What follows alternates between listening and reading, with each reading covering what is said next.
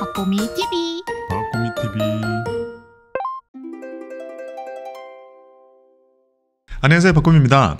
오늘 좀 빠르게 연금 시리즈를 바로 준비를 했습니다. 바로 직전에 ETF들 섹터별로 정리를 한번 해보면서 연금저축 계좌에서 할 수 있는 주식 투자에 대한 것들도 쭉 정리를 한번 해봤습니다.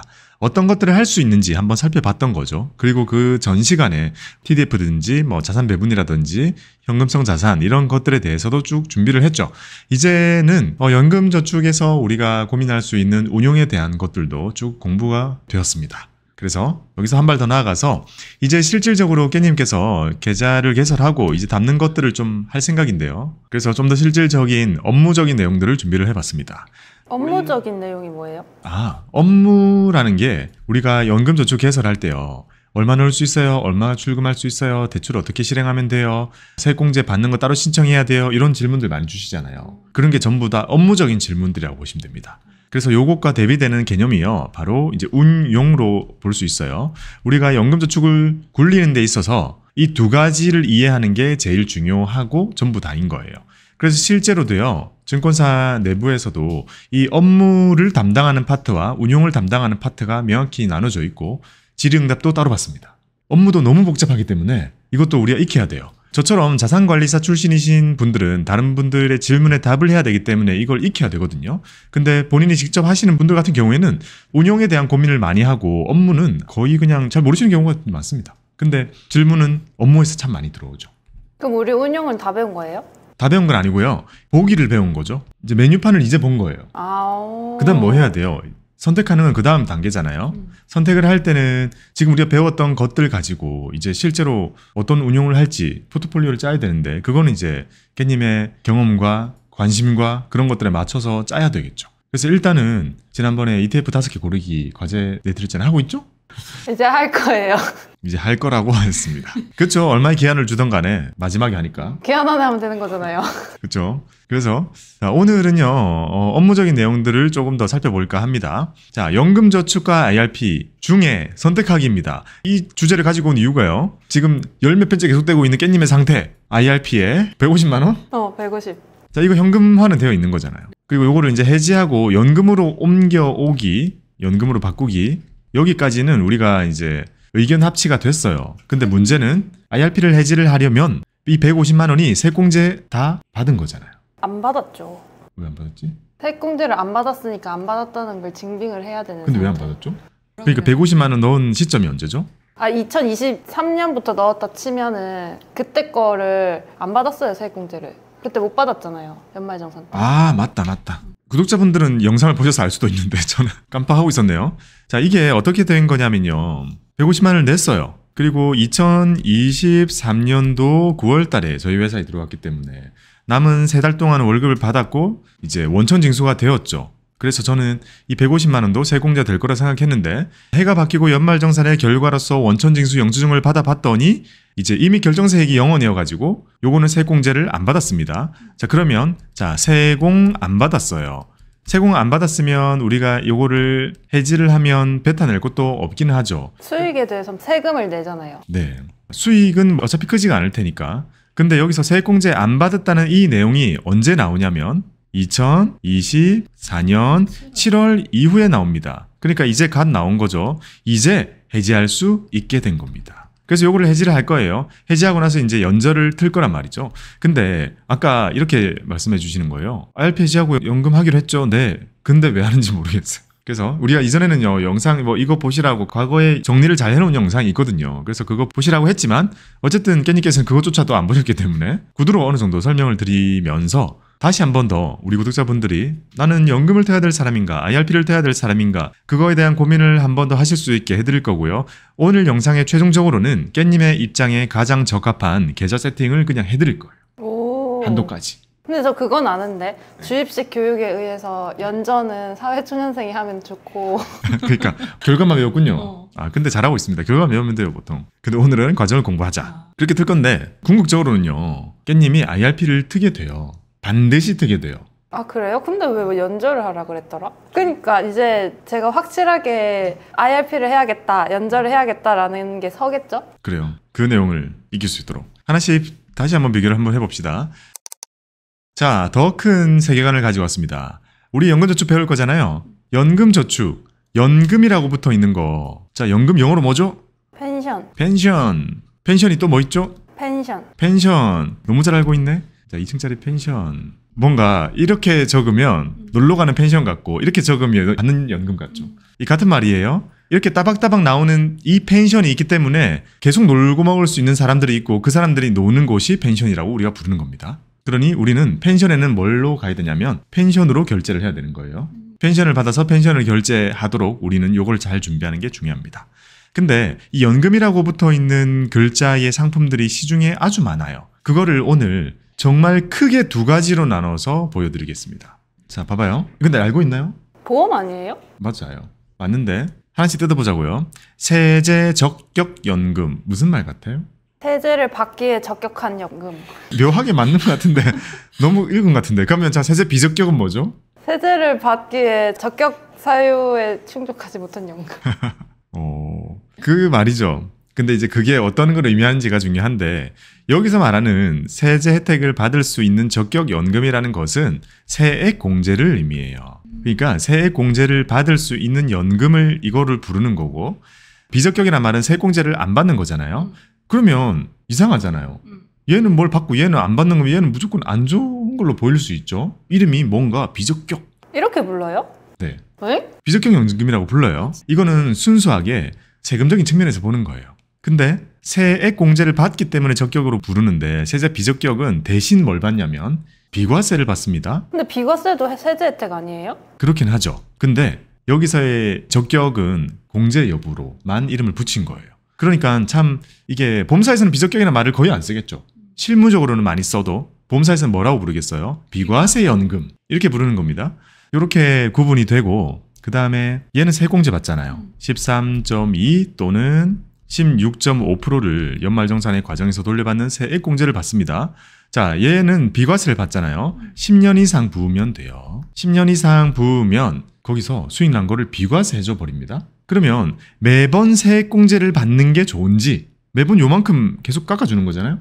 그걸 받으면서 이 안에서는 뭐 하죠? 과세 이연해 주잖아요. 그리고 먼 훗날 연금소득세를 내죠. 근데 연금소득세가 3.3에서 5.5라고 해도 금액이 엄청 크고 또 연금을 수령하는 그 긴 기간 내내 계속 내는 거잖아요. 다 합하면 작지 않을 수 있겠죠. 근데 이쪽은 10년 이상 지나기만 하면 비과세가 돼버리잖아요. 근데 뭘 비과세 해주는 거예요? 수익에 대해서. 그러면 그 원금은 그냥 원금? 그렇죠. 원금에는 세액공제가 없으니까 그냥 원금이죠. 그리고 넣는 그 한도도 똑같은 거예요, 둘이? 아니요. 달라요. 우리가 말하는 1800 한도는 여기만 들어가 있는 거고 아, 여기는 얼마나 넣는지 상관이 없어요? 그렇죠. 넣고 싶은 만큼 이거 구체적으로 들어가면 미묘하게 한도라는 게 존재하는데 몰라도 될 만큼 그렇게 신경 안 써도 됩니다. 일단 여기는 내가 붙는 만큼 돌려받는 거죠. 괜찮은 거 아니에요? 여기서는 투자를 못해요? 못한다고 표현하기보다는 한계가 있나? 제약이 있나? 여기 안에서 상품이 되게 많거든요. 보험사에서 여러 가지 상품들을 준비해놨단 말이에요. 그 중에 아무거나 골라가지고 수익이 날 거 아니에요? 수익이라는 거는 사실 사업비 다 떼고 남아있는 돈으로 어느 정도 정해진 금리로 굴러가도록 돼 있거든요. 근데 그것도 결국 시간이 지나면 쌓이잖아요. 아무리 낮은 2, 3%라고 해도 1, 2%라고 해도 시간이 지나면 복리 쌓이겠죠? 그리고 심지어 비과세 요건을 충족하는 순간부터는 그냥 비과세. 근데 이렇게만 보면은 이쪽이 좋아 보여요? 내 수익이 얼마나 나느냐에 따라서 좋은 거 아니에요? 여기 투자금 왕창 들어있다 치면 수익금도 왕창 크잖아요. 그쵸. 제가 가장 최근에 본 연금저축 중에 이런 걸 봤어요. 10년 동안 부은 거예요. 해지 환급금을 눌러봤더니 115% 이런 식으로 나와요. 그럼 어떤 느낌 들어요? 115%? 작다. 보통 이런 식입니다. 금리가 낮죠. 모든 게 감안되어 있는. 그러니까 115%면 비과세를 해줬기 때문에 이게 더 올라가는 거예요. 막 120%, 막 130% 이렇게 잔고 찍혀 있는 사람들이 많거든요. 그러면 와, 원금 대비해서 수익이 많이 나 있고 누적된 게 많이 있구나. 근데 기간으로 다 나눠보면 만족스러울 수는 없어요, 사실. 기간으로 10년 쪼개봐요. 그러면 이제 보통 다 불만족스러워지긴 해요. 하지만 중요한 거 뭐예요? 세제 비적격 연금을 제가 안 좋다고 절대 얘기하진 않는 이유는 요거는 뭐가 가능해요? 자기 결박이 가능하죠. 제 주변에 이거 진짜 많이 한단 말이에요. 이거는 자유적립이 아니에요? 넣게 되면 무조건 계속 그 금액을 쭉 넣어야 돼요? 네. 아, 상품이구나. 네. 저건 보험이잖아요. 이건 뭐죠? 이건 그냥 계좌예요, 계좌. 우리가 자유적립이라 부르면 뭔가 이름이 더 어려운 거예요. 이거는 이렇게 부르면 돼요. 이건 계좌예요. 그리고 이거는 뭐예요? 이 자체가 상품이에요. 그 말인즉슨 우리는 계좌 속에서 뭘 하나요? 상품을 매매하죠. 그러니까 사고 싶은 거, 이 ETF, 저 ETF 사고 팔고를 하는 거고, 그걸로 수익 내면 그때 생각을 하는 거잖아요. 얘는 가입을 할 때 어떤 연금 상품일지를 내가 고르는 거예요. 그러면 여기서 뭐가 있냐면, 자, 이쪽은 당연히 연금저축 있죠. 연저, 또 뭐가 있죠? IRP가 있습니다. 이쪽은 그런 거 들어봤어요. 연금보험. 연금저축보험.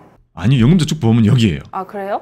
자, 방금 또 헷갈렸죠. 여기서 말하는 이 연저가 바로 연금저축신탁, 연금저축보험, 연금저축펀드 이렇게 세분화가 되니까 헷갈리는 겁니다. 자, 이쪽은 연금보험이 있고 또 변액연금이 있고 그 다음에 종신보험 뭐 이런 것들이 있어요.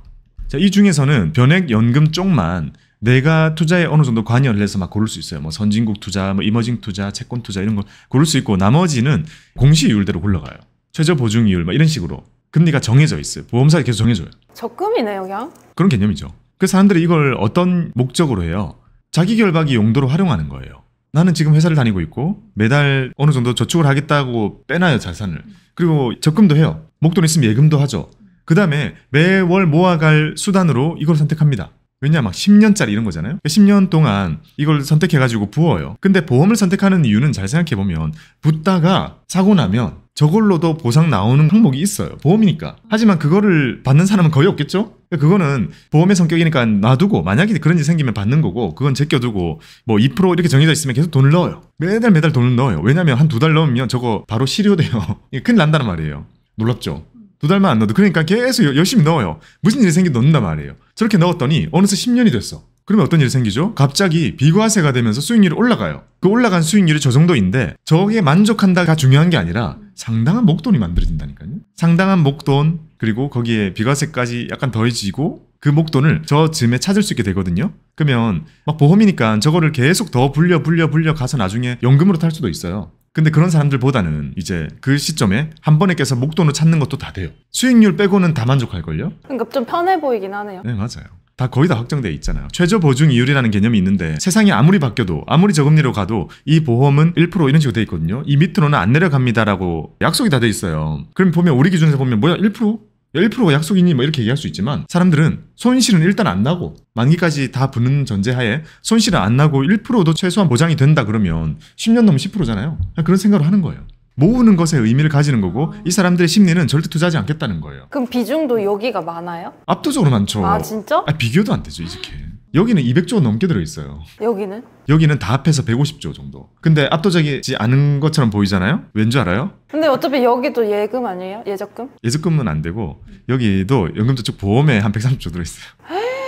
여기 200조. 우리나라 보험시장이 전 세계 제일 크다 했잖아요. 그 이유가 여기 이런 데 있습니다. 연금저축펀드 얼마 들어있어요? 30조 되나? 저 통계 그때 했었잖아요. 기억 안 나네. 30몇 조 되나? 연금저축 신탁에 한 10몇 조? 그렇게 들어있어요. 자, 이 차이는 어디서 오는 것 같아요? 이 200조, 130조, 그 다음에 연금저축 펀드는 제일 좋잖아요. 누가 봐도 제일 좋잖아요? 30조. 이 차이는 뭐에서 오는 것 같아요? 투자에 대한 벽? 아니에요. 그러면? 세일즈 하는 사람이 있냐 없냐 차이예요. 보험 판매사가 있으니까? 그렇죠. 여기는 비적격 연금이 이렇게 많이 팔린 이유와 연금저축 보험이 과거에 이렇게 많이 팔린 이유는 바짝 파는 시기가 있었기 때문이에요. 이게 너무 좋았던 시기가 있었어요. 너무. 언제요? 옛날에 연금저축이 초반에 나왔을 때 금리도 어느 정도 높았을 때 장기간 동안 이걸로 확정할 수 있는 높은 고금리도 가능했고 굳이 투자 당시에 하겠어요? 장도 많이 안 좋았는데 다 이걸 선택한 거죠. 그리고 일단 기본적으로 연금저축 펀드는 이제서야 증권사에서 많이 세일즈 하잖아요. 옛날에는 이거 돈 안 된다고 증권사에서 별로 신경 안 썼어요. 해라고 하니까 억지로 하는 거였어요. 주식 매매나 이런 게 훨씬 돈 되죠. ELS나 이런 거. 비교도 안 될 만큼 이건 보수가 낮았었기 때문에 세일즈 인력이 작았던 거죠. 그리고 그 작았던 세일즈 인력이 한 명이 저였던 거고 저는 당시에 너무 억울했어요. 너무 좋은데. 너무 좋은데 이게 좋은 이유는 당연히 회사에서 가져가는 게 별로 없단 말이에요. 다 가져갈 수 있으니까 우리가 본연의 투자를 할 수 있는 너무 좋은 건데 아마 안 하더라고. 안 먹히고. 어쨌든 지금 상황이 이렇게 돼 있는 거예요. 압도적으로 이런 쪽이 많아요. 그러면 어떤 내용을 말씀드리고 싶었냐. 많은 분들이 제가 연금저축 영상 같은 걸 만들어서 올리잖아요. 지금 저희가 둘이서 만든 건 지금 13개예요. 이렇게 만들어서 올리면 많은 분들이 이제서야 보시고 어떤 생각 하시는 줄 알아요? 아, 있는데 해야겠다 하고 앱 켜시잖아요. 띵동 하면서 한도가 0입니다 나와요. 무슨 한도요? 연금저축 개설 가능한 이 1,800원의 한도가 0이라고 나와요. 왜요? 이미 갖고 있는 거예요. 아, 진짜 많아요. 저한테 얼마나 많이 물어보신다고요. 이걸 갖고 있는 거예요, 이거. 근데 대부분의 경우에는 저런 사람보다 여기가 더 많거든요. 더 많아요. 그래서 많이 물어보시는 게 저 이미 갖고 있는 연금 있는데요? 라고 물어보시거든요. 그럼 이건 어떻게 하나요? 그러면 제가 주로 드리는 말씀은 세제 적용연금과 비적격은 그냥 완전히 차원이 다른 상품이거든요. 둘 다 해도 돼요? 둘 다 하는 게 좋죠. 돈이 되는 한. 왜냐면 얘 한도 별로 안 크잖아요. 나머지 이걸로 채우는 게 좋아요. 실제로 그렇게 하고. 자, 비과세이기 때문에 어디서부터 자유롭죠? 이자, 배당, 소득. 오, 맞아. 비슷한데. 자, 연금을 많이 받으면 우리 무슨 일이 생기잖아요. 우리 이걸로 Q&A도 많이 했습니다. 저기서 많이 못 뽑잖아요. 왜 못 뽑나요? 금중세자. 금종세자 첫 번째. 또 또? 1,500 이상 받으면 늘어나잖아요. 종합세가 또 늘어나죠. 금종세자와 엮이는 부분이 있죠.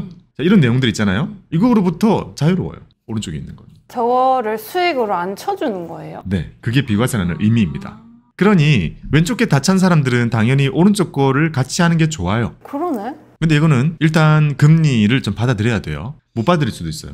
그러면 세제 비적격연금 누군가가 저 연금 가지고 있어요 이러면 딱 물어봅니다. 세액공제 받으시나요? 모르시는 분들도 많아요. 그럴 경우에는 네이버를 켜가지고 어카운트 인포에 들어갑니다. 그래서 본인의 공인인증서로 어카운트 인포의 정보를 입력하면 금융결제원이라는 우리나라의 공공기관에서 내가 가지고 있는 전 금융기관의 계좌를 쫙 보여줍니다. 거기에 보시면 세제 적격연금 가지고 계신 거를 알 수 있게 되죠. 만약에 적격연금이 가지고 있는 거를 알게 되면 이제 이 1,800만 원의 한도의 일부를 쓰고 있는 거잖아요. 1,800을 다 쓰고 있는 거라면 그 한도를 줄여가지고 새로 개설을 해야 될 거고, 만약에 1,800이 그대로 살아있다면 내가 가지고 있는 게 세제 비적격이다 라고 또 보시면 되겠죠. 아무튼 이런 것들을 무언가를 가지고 계시게 될 겁니다. 그래서 깻님께서 지금 개설하시는 거는 연금이라는 카테고리 중에 세제 적격 중에 세공제 받는 친구 중에 연금저축 신탁과 연금저축 보험과 연금저축 펀드 중에 펀드를 선택하는 겁니다. 그리고 연금저축 펀드와 가장 직결되는 친구가 IRP다라고 보시면 돼요.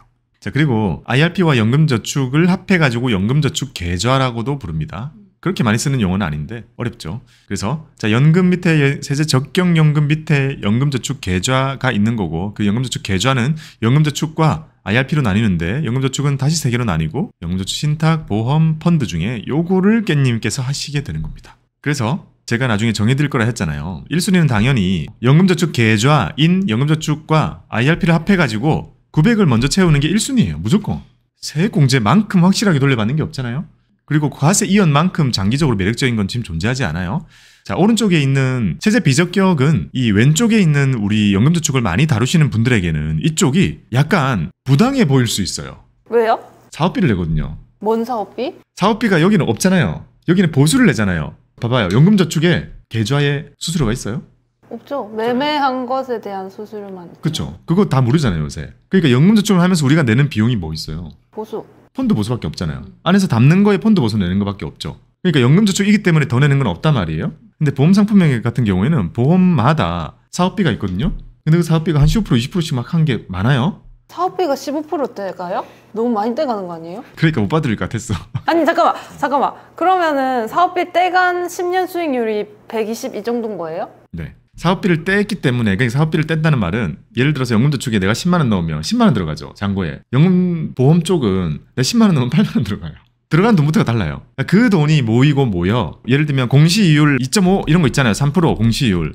그 돈이 저걸로 굴러가는 거예요. 근데 이게 어떻게 비과세예요? 사업비를 떼가는데? 수익만 비과세인 거죠.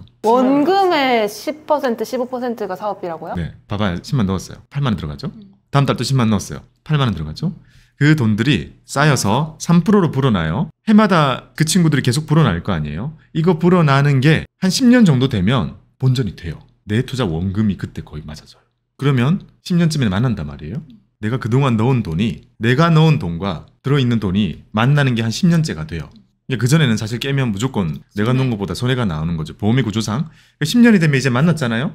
이제 들어있는 돈의 3%가 크죠, 좀. 그러니까 돈이 불어나겠죠. 내가 넣는 돈도 여전히 들어가겠지만 다 약속이 돼 있어요. 스케줄이 딱 있어요.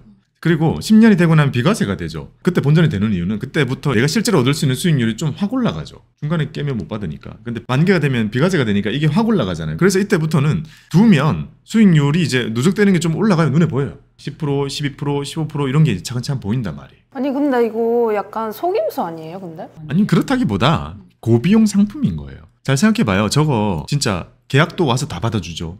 자동이체 해놓으면 거기서 전부 다 챙겨주잖아요. 사람이 와서 상담도 다 해주잖아요. 그리고 이 작은 거 월 10만 원짜리 이런 거 하나 하기 위해서 진짜 많은 설명과 몇 번이나 왔다 갔다 하는 그 모든 비용 다 내잖아요. 그 내가 다 내는 거예요. 비과세 혜택이 없는 적금이랑 비슷한 것 같은데? 적금은 이제 짧으니까 미래에 내가 비용을 내는 게 앞으로 10년 동안 약속이 되지 않죠. 그러니까 집까지 찾아오지 않죠. 이 구조상 되게 장점입니다. 저는 저게 너무 부러워요. 주식이나 이런 쪽에 저렇게 미래를 되게 많이 약속하고 확정할 수 있는 그런 상품이 만들어진다면 전 너무 좋을 것 같은데. 그러면 어떻게 돼요? 내가 지금은 안 냈지만 앞으로 낼 수 있는 비용에 대한 약속이 가능하잖아요? 그러면 그걸 세일즈하는 사람에게 많은 뭔가 수당을 줄 수 있을 텐데. 렌탈 개념도 봐봐요. 제가 정수기 하나 놨는데 저 4만 몇천 원 하더라고요. 근데 6년 계약인가 7년인가 그렇던데. 그러면 내가 앞으로 저 기간 동안 매달 4만 5천 원씩 다 낸다는 약속을 지금 한 거잖아요. 그러면 이거를 만든 사람에게 엄청 많은 보상을 줄 수 있잖아요.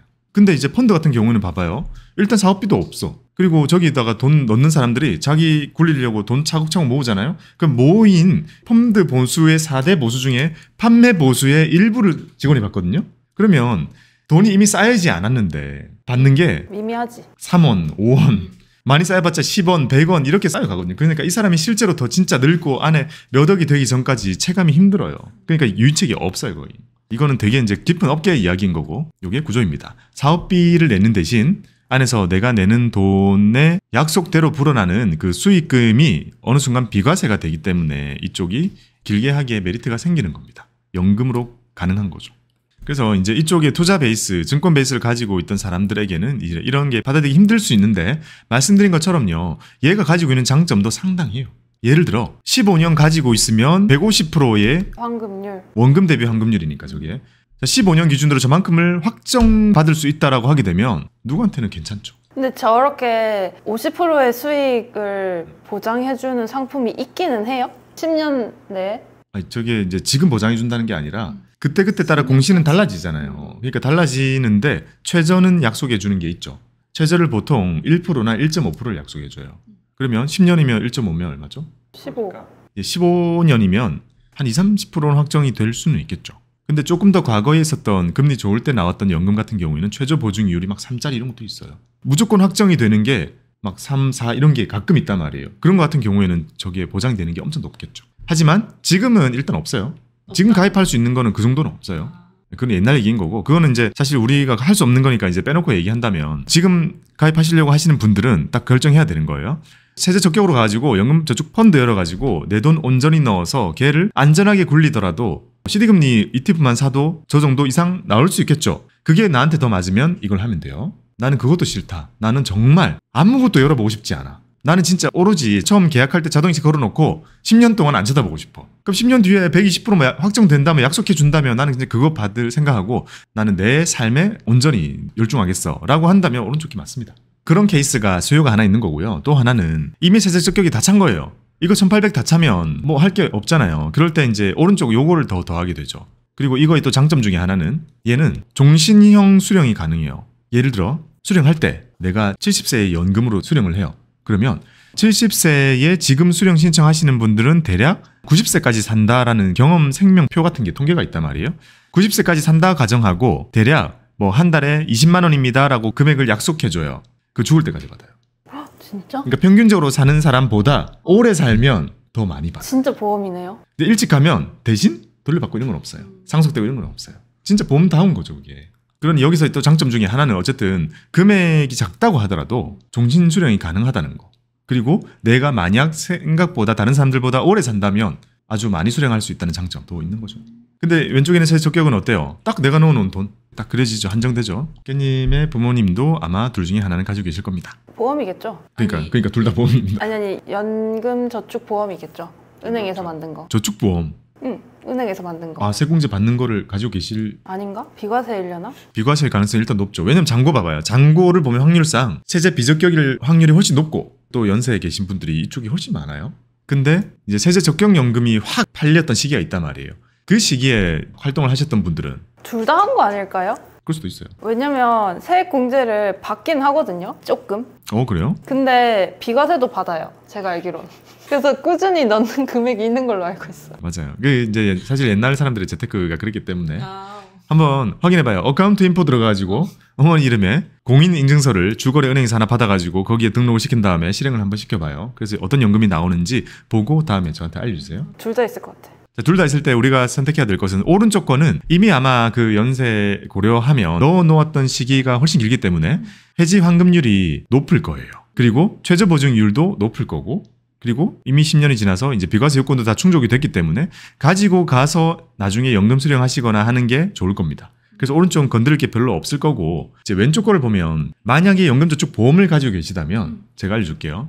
예를 들어 그 보험사 뜰 거 아니에요. 거기에 들어가요. 보험사? 은행 아니에요? 엄마 은행에서 가입했는데 예적금 들어있던데. 그럼 연금저축 보험 아닌데? 아니에요? 그럼 연금저축 펀드. 근데 그게 은행에서 판다 그랬죠? 네, 연금저축 펀드가 은행의 메인입니다. 아, 모르겠네. 말이 펀드지 저기 안에서 다른 거 사시는 거죠? 근데 은행에서 연 계좌를 증권사로 옮길 수 있어요? 네, 연금저축끼리만. 비적격에서 이렇게 오는 걸 못하고 세제 적격 연금끼리는 이동이 됩니다. 그게 뭔지 지금 되게 애매하잖아요. 나중에 확인해보고 연금저축 펀드면 그냥 두고 쓰면 되고요. 연금저축 보험이라면 최저 보증률 같은 걸 확인해봐요. 확실히 보장해주는 그런 금리가 얼마인지를 확인해보고 그게 너무 낮거나 마음에 안 든다고 생각이 들면 연금저축 펀드로 이전하시면 됩니다. 쉬워요? 진짜 쉬워요. 그냥 증권사에서 이전하기 이러면 돼요?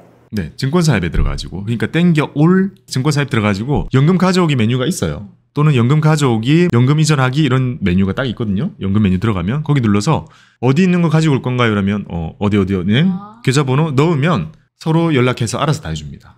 확인 전화 몇 번만 하면 그리고 자동으로 다 옮겨옵니다. 저거 현업에 있을 때 진짜 많이 했어요. 정말 많이 했어요. 왜냐하면 다 연금저축보험으로 가지고 계시니까 이전을 많이 했죠. 그러니까 당시에 그렇게 이전을 많이 할 때 받는 질문이 그거였다니까요. 비과세도 이전돼요? 안 된다. 그거랑 보험 가지고 있는 거 이전돼요? 네, 그거 답변이 정말 많았죠. 그래서 지금 깻님은 되게 이제 깔끔하죠. 뭔가 한 게 없을 테니까. 그래서 이거를 그냥 있는 그대로 받아들이고 아 나한테 이게 맞겠네 하면 돼요. 근데 옛날 분들 대부분 자산 관리하려고 딱 쫙 펴보면 진짜 복잡하겠다. 복잡하고 옛날 것도 많은데 그 옛날 거는요 해지하면 안 되는 것들도 막 있어요. 너무 조건 좋은 거는 가지고 가야 되거든요. 그런 것도 걸러내기가 참 힘들어요 이게. 특히 저는 또 보험은 하나도 모르니까 사실 보험의 영역 중에 이거랑 겹치는 부분들만 좀 아는 거예요. 저기 안에 하나 들어가면 또 하나도 몰라요. 그러니까 참 이게 어려운 일이긴 합니다. 공부 많이 해야겠죠. 아무튼 우리가 공부해서 부모님 거 챙겨드려야 돼요. 참고로 저는 지난 주말에 고향에 가서 저희 부모님 간만에 진짜 싹 정리했습니다. 싹 정리해서 불필요한 거 몇 개를 더 찾았어요. 해지하고 증권 계좌에다가 터가지고 다 옮기고 발행보험 사드리고 전부 다 해놨습니다. 너무 상쾌해요. 부모님이 가지고 있는 보험 정도는 제가 지금 공부 다 해가지고 어느 정도 다 맞춰놨어요. 그래서 어떤 일이 생기면 얼만큼 보장을 받겠구나 이런 거를 다 정리를 했기 때문에 그렇게 상쾌할 수가 없어요. 공부해서 부모님께 해주세요. 네. 다음에 갔다 오면 보고서 제출하세요. 부모님의 계좌 상태. 알고 보니 비과세 연금에 얼마씩 붓고 있었고 그게 10몇 년이 되었고 지금 해지 환급률이 뭐 얼마고 연금 뭐 신청하면 이렇고 이번에 해볼게요. 추석 때. 추석 때 좋다. 추석 때 자식들의 미션. 좋다. 그렇게 해오고요. 이제 개념 알겠죠? 이거 이제 나눠지는 거요. 그러면 우리가 선택한 연금저축 펀드 여기로 들어오면 연금저축과 IRP가 있다 했잖아요. 요거를 간단히 구분하는 거는 여기는 누구나 가입이 가능해요. 연금저축은 여기는 소득이 있어야 돼요. 자, 간단하죠? 끝났습니다. 그 다음에 여기는 딱 요것만 돼요. 펀드, ETF, 현금. 쉽죠? 저기는? IRP는요? 펀드, ETF, 현금. 펀드, ETF, 현금은 안 돼요. 얘는 현금성 자산, 현금 자산만 돼요. 게다가 얘는 예금, ELB, 그리고 인프라 펀드. 그것도 펀드 안 돼요? 연금저축에서? 여기서는 안 됩니다. 왜요? 여기서 말하는 인프라 펀드는 이제 맥쿼리 인프라. 그니까. 여기서 안 돼요. 왜요? 걔는 펀드이지만 주식 같죠? 상장돼가지고 거래가 되잖아요. 맥쿼리 인프라는 주식이잖아요. 주식이죠. 연금저축에는 주식 안 되잖아요. 그러면 맥쿼리 인프라가 포함된 ETF를 사야 돼요? 네. 그래서 그런 거 다 나와 있으니까 사실 요즘에는 많이 줄었습니다. 그러면 IRP에서는 맥쿼리 인프라라는 그 개별 주식을 살 수 있어요? 그냥 사십니다. 또 놀랍게도 리츠. 놀라운 거예요. 봐봐요. 연금저축 리츠 안 사줘요. 그럼 IRP 하는 게 낫지 않아요? 왜 이렇게 왔다 갔다 해요. 저번처럼. 자, 리츠 그리고 심지어 여기서는 개별 채권도 됩니다. IRP가 나은데? 자, 할 수 있는 게 많아 보이죠. 저 생각났어요. 연금저축이 불가피한 상황에서 해지가 쉽다 그랬어요. 그러니까 뭘 하겠다는 거예요, 잠깐만. 자, 이게 운용의 차이입니다. 운용의 차이인데 하나 더 나아가서 ETF 중에서 연전은요, 파생은 안 돼요. 파생은 뭐죠? 레버리지 ETF, 인버스 ETF, 2배 ETF, 3배 ETF 요거 다 안 돼요. 저긴 돼요? 여기는 ETF 중에 당연히 파생은 안 돼요. 선물 안 됨. 선물이 안 돼요. 자, 그러면 잘 생각해봐요. 골드 선물, 달러 선물, 원유 선물, 그리고 나스닥 100 선물, S&P 500 선물. 옛날에 현물이 없던 시절에는 IRP 할 수 있는 게 별로 없었습니다, 사실상. 그러니까 ETF의 제약이 많다라는 게 IRP의 특징이에요. 그 다음에 이제 저번에 좀 유동성적인 측면 말씀드렸죠. 이 유동성 되게 높아요. 얘는 엄청 낮아요. 그 다음에 저 차이 이거 있다. 자, 얘는 주식 100 가능해요. 주식형 100 가능해요. 얘는 70. 예, 위험자산이라는 말을 제가 별로 안 좋아해가지고. 그리고 주식형 그 외에 이제 안전자산 30% 이런 요건 정도가 있단 말이에요. 그렇게 뭐 고민되는 건 없죠. 이렇게 봤을 때 깻님에게 맞는 거는 뭐라고 생각해요? 고민되네요. 또 설득을 시켜볼게요. 원래 저는 이렇게 얘기했습니다. ETF를 마음껏 하고 싶으면 연금저축을 트고, ETF는 제약이 거의 없잖아요. 파생 어차피 할 거 아니니까 뭔가를 막 해도 돼요. 안전자산 요건도 없으니까 그냥 내가 돈을 몇천 몇 억이 있던 간에 ETF 가지고 그냥 막 다 할 수 있어요. 그게 연금저축. 그러니까 ETF 매매를 적극적으로 하고 싶다면 연금저축을 하면 돼요. IRP는 안전자산을 섞어야 되는 사람들. 꼭 섞겠다. 난 채권 넣어야겠다. 나 예금도 심지어 알고 싶어. 안전자산 비율 30%? 좋지. 나 어차피 저런 거 깔아둘 거니까. 이런 사람들이 IRP를 많이 해왔습니다. 그러면 또 그 차이가 있잖아요. 요거 600 가지고 요거는 어찌 보면 900까지잖아요. 그러면 요거 어때요? 세액공제 많이 받아야 되는 사람들은 900을 채우기 위해 연금 600에다가 IRP 300 하거나 IRP로서 900 하거나 요렇게 선택을 했던 거죠. 그러면 지금 깻님에게 맞는 것은 무엇일까요? 지금은 연금저축인 것 같은데 나중에는 IRP로 옮겨야 되는 건가? 300을 더 넣기 위해서 초반부터 2개로 관리하기엔 너무 귀찮을 것 같은데. 오, 맞습니다. 저도 그렇게 생각하는데 어쨌든 보면서 어떤 생각이 들어요. 지금 내가 개설을 하는 게 어디를 하는 게 좋을까? IRP에서 연금저축 넘어오기로 했던 이유가 뭐 때문이었어요? 어떤 점 때문에? 유동성. 그렇죠. 이제 깻님은 큰 돈 쓸 일이 생길 수 있으니까 언제가 되었든 해지할 바에 유동성 좋은 친구를 선택하는 게 좋다라고 해가지고 선택한 거죠. 아 근데 생각해보니까 큰 돈을 깰 일이 있기 전에 큰 돈이 없을 것 같아요. 저 안에. 안 그래요? 많이 안 넣을 거예요? 아니 900을 만약에 채운다 해도 한 5년 돼야 목돈 아니에요? 그렇죠. 근데 5년 채우는 일은 많죠, 요새? 깻님 아직 너무 어리잖아요. 아니면 그렇게 600만 하다가 매년 안 되겠다 싶을 때 IRP를 틀까? 자, 정해줄게요. 이거 막 지금 고민 아직도 되고 운용상의 차이도 다 말씀드렸죠. 이렇게 하면 됩니다. 자, 이걸 터요. 1순위 600 여기까지가 1순위예요. 그 다음에 2순위 여기에 300이죠. 여기가 2순위예요. 그럼에도 돈이 더 남아서 노후 준비를 하겠다. 그럼 어디 넣으면 되죠? ISA. 아, 그렇죠. ISA로 들어가면 되죠. 지금 여기서 ISA가 등장하게 되면 얘가 당연히 3순위가 되겠죠? 여기에다 돈을 꽉꽉 채워야 될 것이고 이거는 연 2천까지니까 정말 넉넉합니다. 그런데 만약에 돈이 더 남았다. 주식 투자가 잘 돼가지고 거기서 막 수익이 나와가지고 연금에다가 파킹을 막 하는 그런 상태다라고 한다면 아직 남아있는 한도 900이 있죠. 그거 어디부터 채울까요? 연적. 연재부터 채울까요? 그래요. 쟤는 못 깨잖아요. 그래요. 맞아요. 자, 그게 맞는 거예요. 왜냐? 요거는 세액공제 안 받은 거잖아요. 세액공제 안 받은 친구라 얘는 자유롭게 뽑았을 수 있는 그걸 남겨두는 게 좋기 때문에 얘가 4순위가 되는 거예요. 그리고 많은 경우에 얘는 계좌 분리를 해요. 아 새로운 계좌로? 계좌 분리를 해두는 편이죠. 3개가 되네요? 네. 그래서 짠 요렇게 3개를 틀면 됩니다. 깻님 전용이에요. 이게 사람마다 4개가 필요한 사람이 있고 5개가 필요한 사람이 있고 3개만으로 다 되는 사람이 있고 되게 다양해요. 자, 근데 깻님은 일단 3개로 다 끝낼 수 있는 방법을 고민해 보자고요. 제가 생각한 방법은 IRP와 연금저축과 연금저축이에요. 자, 어떻게 할 거냐? 자, 이렇게 3개를 터요. 그 다음에 제일 첫 번째는 뭐예요? 여기에 600을 채워요. 그리고 그걸 넘으면 IRP를 터요. 그래서 추가적으로 더 300을 넣습니다. 그러고도 더 붙겠다고 하게 되면 그 다음으로 연금저축을 하나 더 터요. 여기에 붙지 말고. 그 다음에 여기에다가 이제 남는 900까지 넉넉하게 붙는 거예요. 그러면 어떤 일이 생겨요? 자, 이렇게 3개를 트고 나중에 자연스럽게 하나가 더 생겨요. 왜죠? 언젠가 우리 회사를 떠나는 날. 아 그거 새로 개설해야 돼요? 꼭 새로 태야 돼요. 꼭. 아 진짜? 네. 왜냐면 새로 IRP를 트잖아요. 그럼 여기 안에는 이게 굳이 말하면 퇴직 IRP인 거예요. 이거는 저축 IRP라고 부를 수 있습니다. 엥? 그러면 퇴직 IRP를 받잖아요. 네. 그러면 거기에 내가 추가적으로 납입이 안 돼요? 돼요. 되고 세액공제도 똑같이 받을 수가 있는데 중요한 건 뭐냐면 나중에 언젠가 계좌를 해지해야 될 때 저축금이 같이 들어있으면 걔는 16.5가 빠져버려요. 퇴직금은 원래 우리가 퇴직소득세를 내야 할 거를 안 내고 넣어준다 했잖아요. 그걸 안 내고 세금을 낼 거를 안 내고 넣어주기 때문에 추후에 연금으로 수령을 하게 되면 퇴직소득세 원래 내야 될 거를 30% 할인해서 70%만 내도록 되어 있는 게 이 퇴직 IRP거든요. 근데 도중에 깨면 어떤 일이 생기나요? 이 퇴직소득세를 원래처럼 100 내면 그냥 되는 거예요.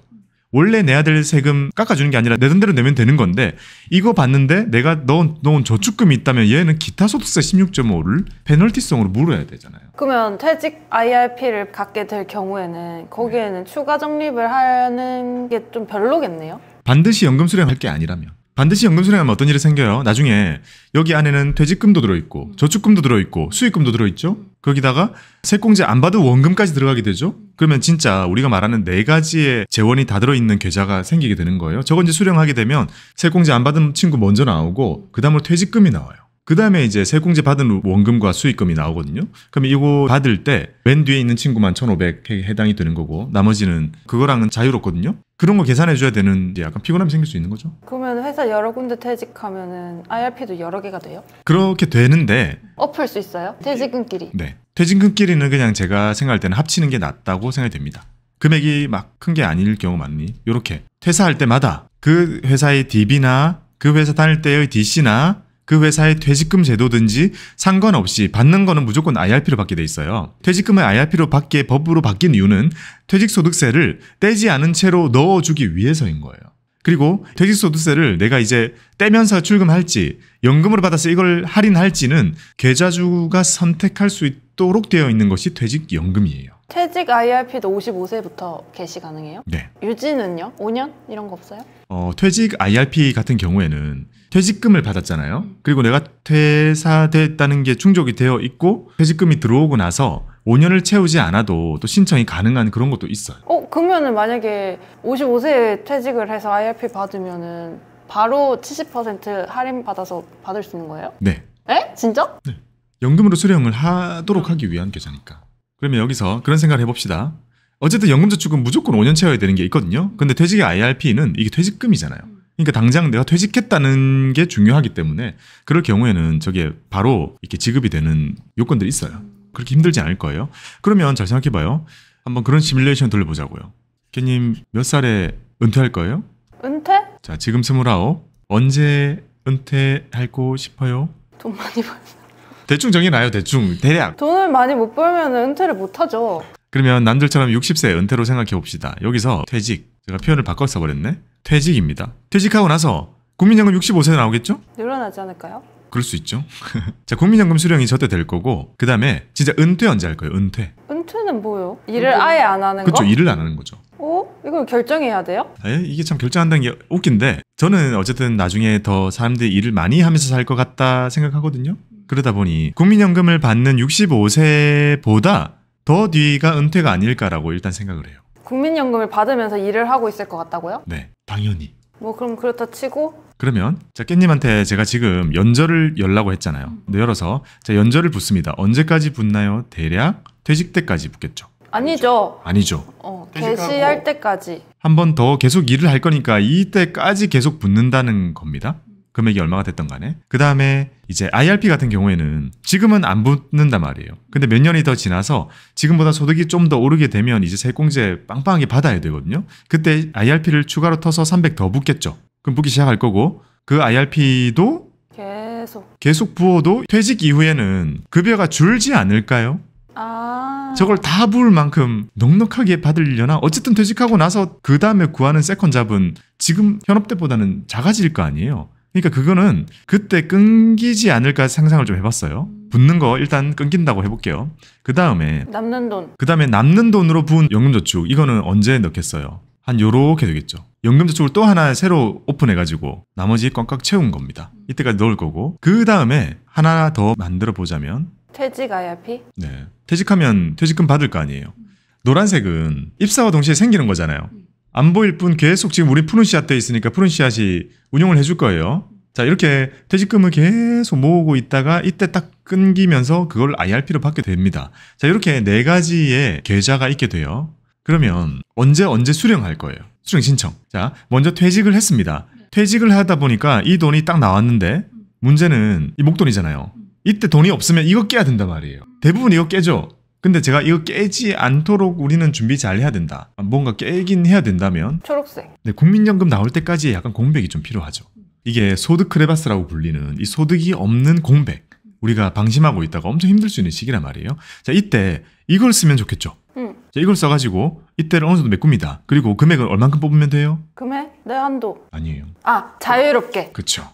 필요한 만큼 쓰면 됩니다. 이때는. 그리고 좋은데? 이때 아니 뭐 혜택 받은 게 없으니까 배탈한 것도 없는 게 맞는 거죠. 근데 이때는 짧잖아요. 네. 근데 이때 60세부터 65세가 제 생각에는 돈을 많이 쓴다니까 저때.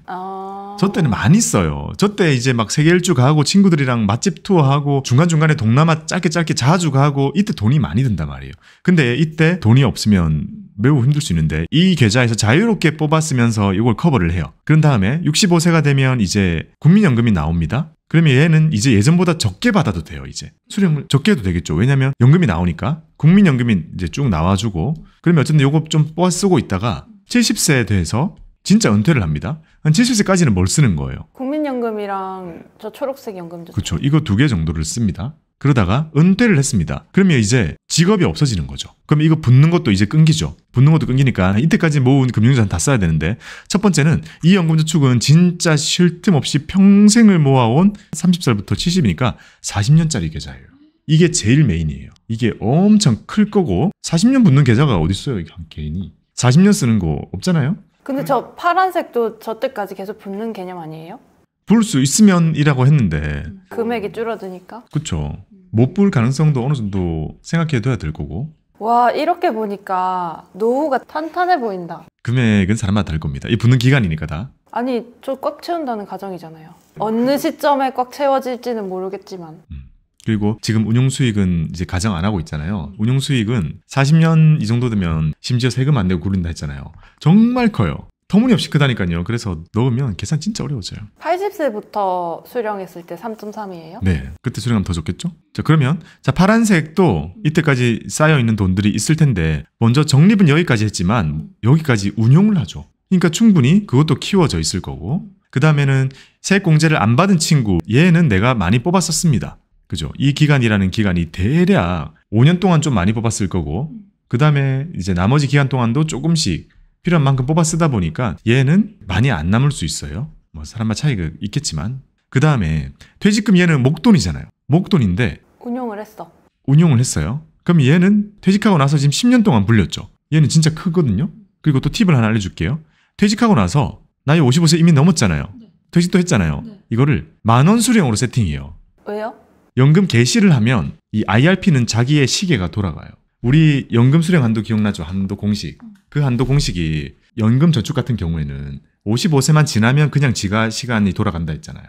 근데 IRP 같은 경우에는 진짜 수령을 신청을 해야 돌아가요. 그 공식의 한도의 기간이. 그러면 무슨 의미냐면 이때 10,000원 신청을 해놓으면요. 이거는 이제 수령 개시가 된 계좌예요. 시계가 돌아가요. 그러면 그 공식 떠올려봐요. 밑에 분모가 10년 지나면 한도가 없어지죠. 없어지는 거예요. 이때는 마음껏 찾을 수 있는 계좌가 되는 거예요. 10년 동안 10,000원만 뽑으면 나머지 그대로 있잖아요. 그거 열심히 굴리면 돼요. 근데 퇴직 IRP도 그 한도가 왜 있어요? 퇴직 IRP도 한도 있어요. 계좌마다 그 한도가 적용이 되고 IRP는 그 한도를 넘으면 퇴직소득세를 100을 내요. 아, 진짜? 그건 자세히 제가 얘기 안 해줬죠. 퇴직금은 그냥 뽑아 쓸 수 있는 거 아니었어요? 아, 그냥 뽑을 때 연금 수령 말고? 아니, 안 되는 거였어요? 네. 연금으로 수령 신청을 한 거잖아요. 그 연금이라는 것의 의미는 10년 동안 나눠받는다는 의미잖아요. 그러니까 그 10년 동안 나눠받는 것이라는 건 10년 동안 내가 자유롭게 뽑아 쓴다의 개념이 아니라 한도가 있는 거죠. 10년짜리 한도. 공식. 만약에 그런 공식이 없다면 저 연금 수령 신청할게요. 내 10년으로 받을게요 해놓고 내일 다 뽑을 수 있잖아요. 그럼 안 되지. 왜냐하면 퇴직소득세를 30%나 감면해 주잖아요. 퇴직소득세를 30% 감면해 주는 것의 조건은 연금 수령입니다. 그리고 그 연금 수령은 연금 한도 내에서 뽑는다는 전제. 그리고 그걸 넘게 뽑았을 때는 본연의 과세 또는 이제 중과세 같은 개념이 되는 거죠. 아, 그냥 여기서는 초록색 연금저축만 내가 원하는 금액만큼 뽑아 쓸 수 있는 거네요? 연금으로? 네.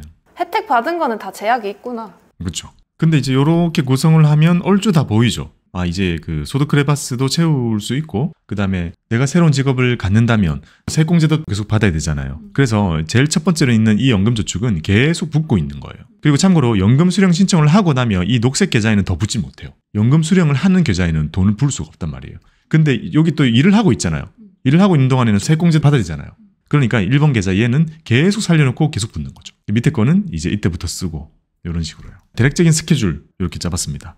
그래서 깻님은 총 4개의 계좌를 보시게 될 텐데 이제 제일 큰 퇴직금은 우리 회사가 주겠죠? 제가 입금을 해줄 겁니다. 제가 아마 IRP 계좌를 가지고 오세요 이럴 겁니다. 그러면 거기서 신청 다 해가지고 푸른 씨앗에서 아이고 이렇게 받아가지고 이렇게 뭐 주는 작업을 아마 제가 할 거고, 그때까지는 이렇게 3개를 내가 자의적으로 터가지고 관리를 하시면 되고, 지금은 정말 초년생이니까 연금저축만 터가지고 저것만 채우는 걸로 충분합니다. 오, 괜찮다. 좀 빠른 시일 내에 1,800을 꽉 채운다면 원금만 해도 한 7억 되겠는데? 뭐 그렇게 되죠. 그렇게 될 거예요 다. 근데 여기서 간과된 게 뭐죠? 목돈 뽑아 쓰는 게 없어요. 뭐 이때 생길 수도 있죠. 이때 생길 수도 있죠. 이때 생길 수도 있죠. 갑자기 결혼을 하거나 갑자기 집을 사거나 그런 일들이 생길 수 있어요. 근데 진짜 사람 일 몰라요. 저도 그런 일 진짜 없을 거라고 혼자 다 짜놓고 했는데 많이 생겨요. 그러면 이때 갑자기 목돈이 필요하게 되었어요. 그러면 이제 어떻게 해야 돼요? 자, 여기 기준으로 한번 보겠습니다. 계좌는 여러 개가 다 있어요. 자, 첫 번째, 이 계좌, 이 빨간색, 이 연금저축에서는 우리가 뭘 해야겠어요? 대출. 그렇죠. 연금담보대출 한 60% 나옵니다. 금리 낮아요. 그걸로 듬뿍 현금화 시킬 수 있겠죠. 그 다음 이 파란색 계좌, 이거는 저축을 했던 IRP입니다. 요거는 어떻게 해야 되나요? 놔둬야죠. 요거는 못 뽑아요. 요거는 결혼을 할 때는 못 뽑고 집을 살 때는 뽑을 수 있습니다. 아, 사유가 돼요? 네. 뽑을 수 있다가 뭐예요? 세금을 내더라도 중도 인출이 가능해요. 뭔 세금 얼마나 내야 되는데요? 그렇게 많이는 아니게. 해지보다는 낫겠죠. 해지는 기타 소득세 다 뱉어낼 거 아니에요. 이거 다 받았으니까. 근데 안 깨는 게 나을 것 같은데요? 깨도 되는 게 저 밑에 2개나 있는데? 그렇죠. 자, 어쨌든 얘는 IRP이기 때문에 많이 묶입니다. 계속 많이 묶여요. 깨려면 머리가 아파요. 이게 뭐 아프거나 집을 사거나 그런 정도의 요건에 충족이 되면 뽑을 수는 있어요. 자, 근데 그 밑에는 요게 있죠. 녹색 연금저축이 있습니다. 얘는 이제 세공제를 안 받은 친구라서 얘는 그냥 100% 그냥 뽑아버릴 수 있죠. 자유롭게. 뽑고 싶은 금액만큼만 일부 인출이 되는 거예요? 중도 인출? 녹색요? 네네. 얘는 제약이 이제 아예 없으니까 마음껏 뽑아서 쓸 수 있죠. 그 다음 마지막으로 이건 회사의 퇴직금이니까 요거는 진짜 급한 일이 생겼다 이런 일은 알 수 없어요. 이거 정말 큰 돈. 그러니까 퇴사를 통해 요거는 현금화하거나 하는 그런 방법이 있을 수 있겠죠. 자, 이렇게 전반적으로 봤을 때 이 IRP 빼고는 괜찮아요. 나머지는 충분히 급한 일을 해결할 수 있을 정도의 현금화를 할 수 있을 겁니다. 아, 확실히 이 방법이 낫네요. 괜찮은데 스케줄이? 자, 이렇게 해서 우리는 우리가 흔히 얘기하는 3층 보장 체계를 완성해 본 겁니다. 국민연금 나올 거죠? 얼마인지는 알 수 없어요. 그 다음에 뭐 하나요? 퇴직연금 나옵니다. 여기서 나오죠. 또 퇴직연금 하나 더 있어요. 여기서 나오죠. 그 위에 개인연금 여기서 나오죠. 개인연금 여기서 나오죠. 요게 다 합쳐져 가지고 국민연금과 퇴직연금과 개인연금 3개를 다 합친 나의 노후 자금이 이렇게 만들어지는 겁니다. 이렇게 잘 만들어지고 나면 이때는 이제 월배당 ETF 넣어놓으면 돼요. 와, 진짜 편하게 살 수 있을 것 같아요. 네, 저거 받으면 쓰면 돼요. 그리고 월배당 ETF에서 나오는 것들은 과세에 들어가게 되지만 그게 금융소득 종합과세가 된다고 해도 중과세 바로 되는 게 아니라고 제가 말씀드렸잖아요. 그래서 70세 때 저런 세팅이 나왔을 때 70세 때 내가 근로를 안 하고 있고 사업소득 크게 없으면 듬뿍듬뿍 받아도 되니까 그렇게 예상하고 세팅하는 거죠. 시간이 많이 지난 후이기 때문에 세법 어떻게 바뀔지 알 수는 없어요. 하지만 적어도 지금처럼 똑같을 거다라고 전제하고 준비할 수밖에 없으니까 그런 그림을 그려볼 수 있는 거죠.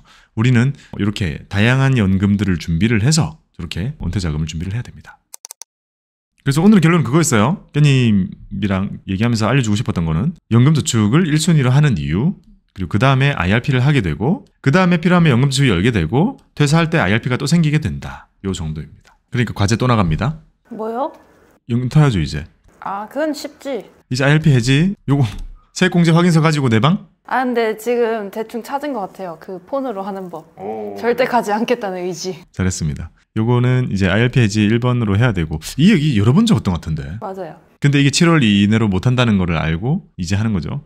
IRP 해지고 나서 이제 연저 오픈할 겁니다. 자, 연저 오픈할 건데 증권사 어디 할 거예요? 어디에 할까요? 증권사 비교해 볼까요 이거? 좋아요. 증권사별 혜택 비교해가지고 바로 다음 영상에서 증권사 고르는 거예요. 아, 비교해볼게요. 그래요. 이 10대 증권사 제가 알려줄 테니까 연금저축 혜택 비교해가지고 증권사 골라가지고 오픈하는 거 2번째. 그 다음 3번째는 일단 150만 원 넣고 이 얘기도 했던 것 같은데 올해 거 나머지 한도 꽉꽉 채워서 넣어요. 450? 까지는 아니어도 이 얘기도 했던 것 같은데. 근데 이제는 이 그림을 보고 나서 넣을 의지가 생겼어요. 그래요. 저래야지만 살 수 있겠다. 그리고 네 번째는 이제 다음 주 시간이 더 지나고 나면 여기서 이제 ETF 5종 골라가지고 그다음에 다섯 번째는 이제 그거를 쭉 매수하면서 스타트를 하는 거죠. 자, 그러면 그 다음 시간에 일단 우리가 연저 혜택 비교하는 영상 하나 찍고 그다음 제가 뭘 알려드릴 거냐면 상속 관련해서 알려줄게요.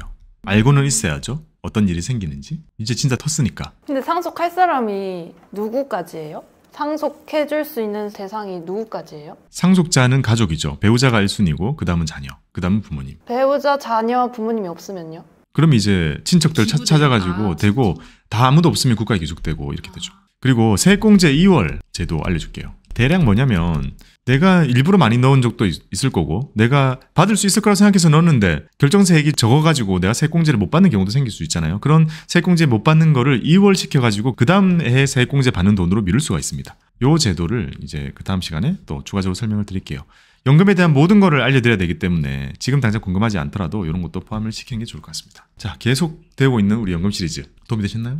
완전요. 이제 진짜 할 거죠? 저번에 그 연금 Q&A 할 때 제가 완전 깨달았잖아요. 그렇죠. 연금의 파워 한번 느껴보도록 합시다.